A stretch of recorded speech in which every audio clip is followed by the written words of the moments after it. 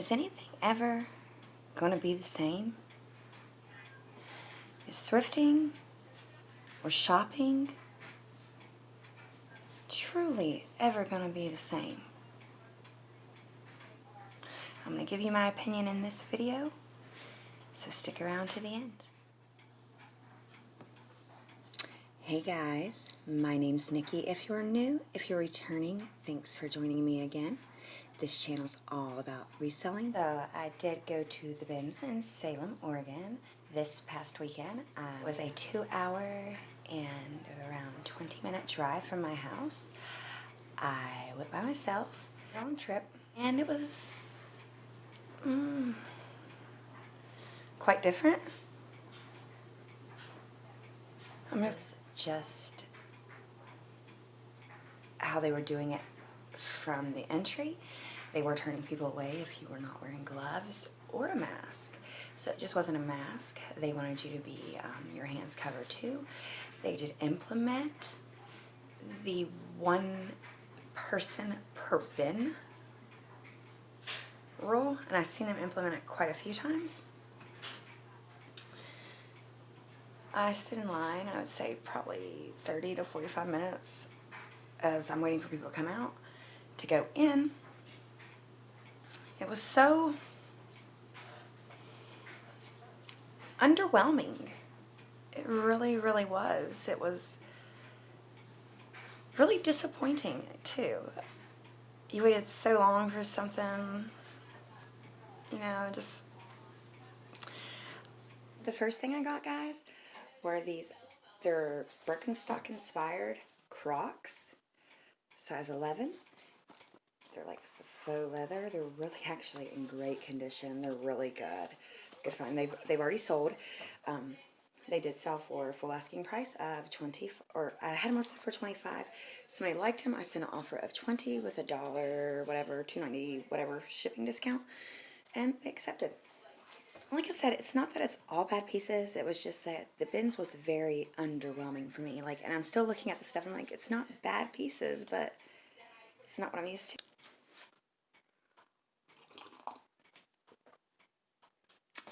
Thank you, Tinseltail. I found, this was actually the very first thing that I found when I got there, were these Bar 3. They're a camel color pull-on skinny pant with the faux leather panel going down the leg all the way to the ankle. Really good condition. And 100% polyurethane. So, the next thing that I found was this Fury. It is also 100% polyurethane. It's like this bodycon style little black dress. It has the middle panel faux leather, the back enclosure zipper. It's really cute. It's about knee length. The next thing I picked up was this plain Bryant plus size top. It's size 14-16, 100% polyester. A summery would be perfect. Now I'm going to go ahead and list this. It probably will not sell to the fall realistically, but it is a woven heart, size large, eyelash. It's like a pale pink, like a bubblegum pink eyelash sweater. It has also this detail right. It's a cotton and acrylic blend, 54% cotton, 46% acrylic. I'm going to list this at $30, and hopefully I will get around $23 for it. It is a snap. It's a junior size 7. It is this button-down dress with this pretty floral pattern. It's black and white. It has this red pleated trim, like the deep wine colored trim. You see that? Okay, it comes with that wine colored belt that accentuates, or it complements the black and white color. This is going to be perfect for the summertime, springtime. It also has these tie details on the sleeve right here. I'm going to list this at $25 and hope for around $18 for it. For me, it is just a self-esteem shirt. It is a size a large. It's just like this tunic. So I got me this one.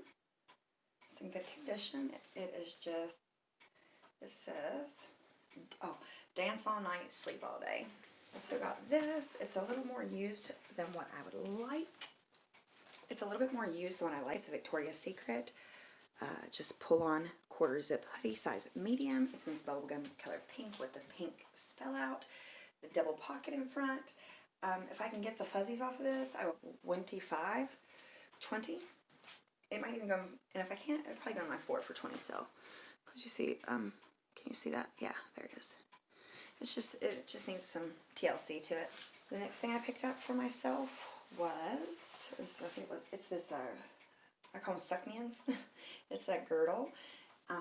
It's by the brand Curves. So, yeah, this is really going to help me out. This one is vintage. Bidden and Close. Montecito. I cannot find anything about this designer. I know it's vintage, but look at this dress. Okay, ready? It is this black, one strap is broken. It's this just maxi dress, and it's black, and it has like these beautiful, beautiful pearl and rhinestones. Button detail right there on the side. Is a back enclosure zip. I don't even know what to say about this, guys. It's a really cool little vintage piece. Oops.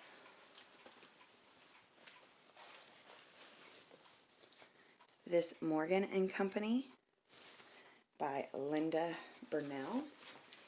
It is just this really thin, silky inside dress that's like has this outer black chiffon layer. It's maxi. It has like this really beautiful scalloped neckline with the sequins, and it is really, really pretty. Piece of file. I know I was seeing something. So yeah. Well, it is vintage, so it's probably like a 9. And it is 100% nylon. The lining is 76% rayon and 24% polyester. The next thing I picked up was this Jones of New York, 100% silk, size 6. It's this purple midi dress that has like a, I don't know what you call that, it's like a peplum bottom, but it's not. Like mermaid style maybe. It is throughout, and I'll double check, but I'm almost sure all the beads are there. It is a V. These like new, not, you know, the outsides are like new, but the insides still look new. I mean, you can tell they've been put on and off, but they've never been worn outside. They're a navy blue clog. I also picked up these, which need cleaned up, but they're the cute, like really just chunky square ones. They're like a foam E-Spirit hot pink and black beaded strap, flip-flop.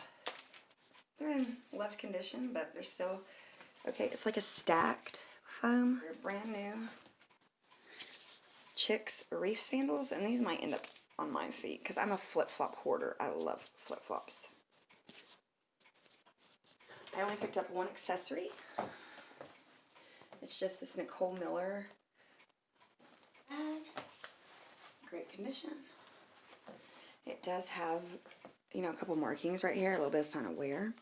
If it's not worth me reselling, I will keep it because I actually like it, but the inside looks brand new. It actually, like, it's bigger than what it looks because it expands. It's actually really nice. Yeah, that's really nice.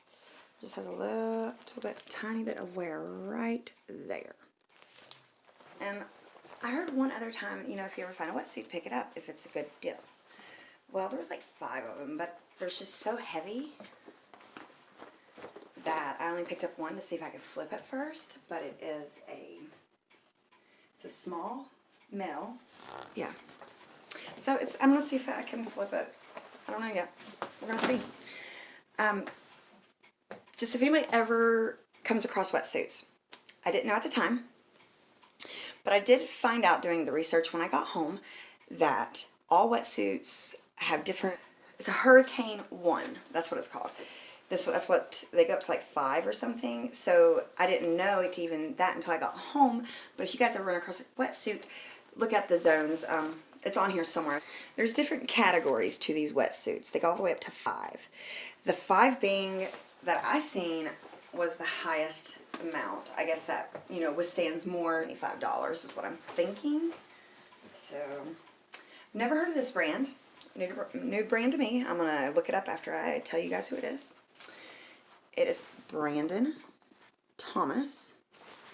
Size 6. They're 100% leather, which suede. 100% suede. Camel color, straight-legged, completely lined pants. They have the front zipper enclosure with the hook and eye, and they also tie. So they're in really good condition. I'm going to take some leather cleaner and conditioner and clean these really good. There's no spots on them, but I think it could still use it. So let me see how much they go for. It looks like these pants retail for a decent amount, but resale value is really sucky on them. 2 pair for 10, 1 pair for 14, whereas they cost in the hundreds.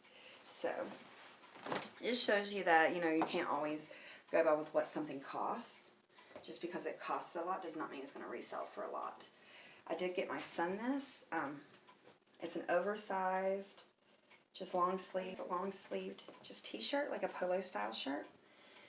I've never seen an extra large oversized, but I think it's pretty cool, and I think it would be the perfect size for him. I also picked up this. It's just a jumpsuit. I don't think it's any brand, but I got it for me. I'm always trying to find a great jumpsuit. I've never been able to find one that I really care the way it looks on me. It's just this royal blue. It does have an elastic waist, pockets, skinny leg. It is a size, well, there was no size on it, but it has a back enclosure zipper. So I'm hoping this fits me. I mean, I know it'll fit me, but I'm hoping it'll look good on me. It's a Universal Threads jumper. It's completely linen. It is in the stripes. It has the buttons, and it ties right there in the front. You can barely see a little tuck. I was so stoked to find this little vintage little girl's dress. It was made in the Philippines.